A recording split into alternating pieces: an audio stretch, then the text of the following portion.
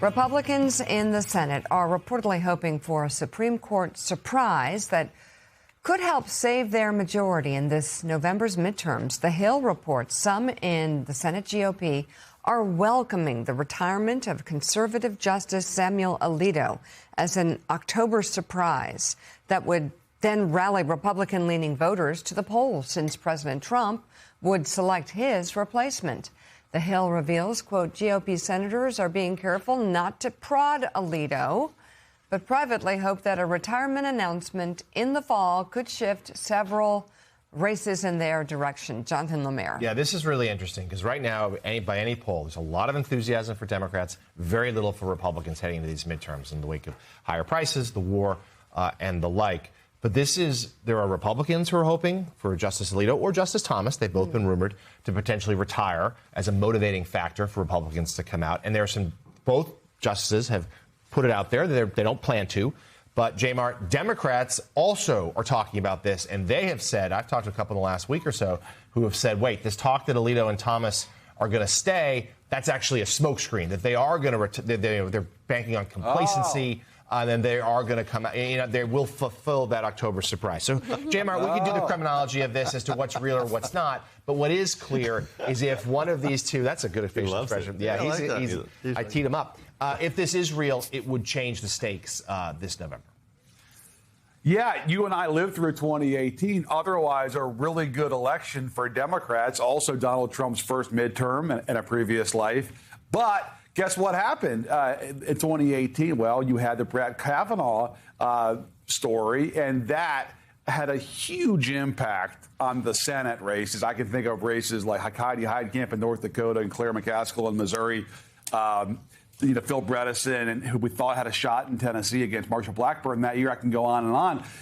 Races that were thought to be competitive, Democrats just collapsed in, especially in red America because of that Supreme Court story. I'm not saying that Kavanaugh is going to be analogous to whatever happens with the possibility of Alito or Thomas stepping down, but it does present the opportunity to juice the political right at a time when they are demoralized right now, because obviously Democrats have enthusiasm and President Trump hasn't given his folks a lot to come out for. So you can see the possibility, but at the same time, as we know, it's really hard to get these folks to step down, no matter who they are on the court. And I think it's still hard to see them walking away just yet.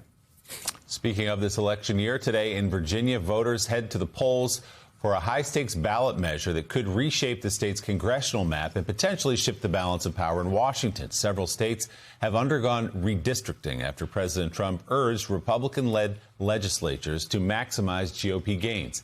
This time around, though, Virginia could see the most dramatic shift, with its current 6-5 Democratic edge in the congressional delegation potentially expanding to a 10-1 advantage under new district lines. Let's bring in MS Now congressional reporter Kevin Fry. Kevin, good morning. You spoke with House Minority Leader Hakeem Jeffries about this effort in Virginia. What did he tell you?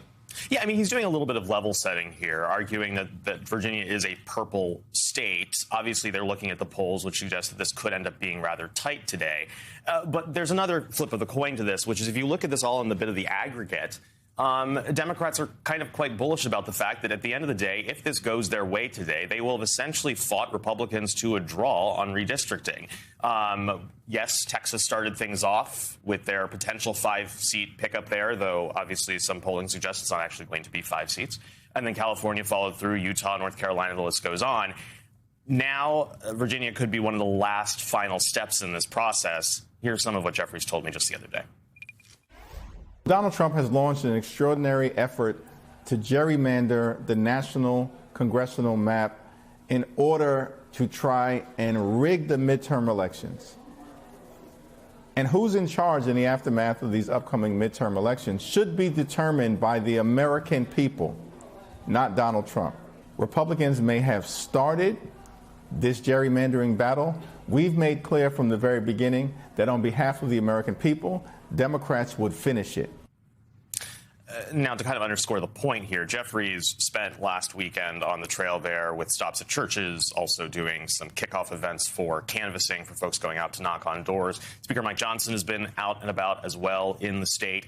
And there's one other caveat to add here, which is the questions about Florida. They have kicked their special session there until next week. where they might wade into this as well. So, Kevin, you talked to some voters who support redistricting. What did they tell you about why they're behind this effort? Yeah, I mean, it comes down to just kind of the political practicality of it all, quite frankly, which is, yes, they may argue that gerrymandering is not a good thing, but in response to the situation they're in right now, this is the only option they really have. Here's some of what one told me. So why come out here? Why be part of this?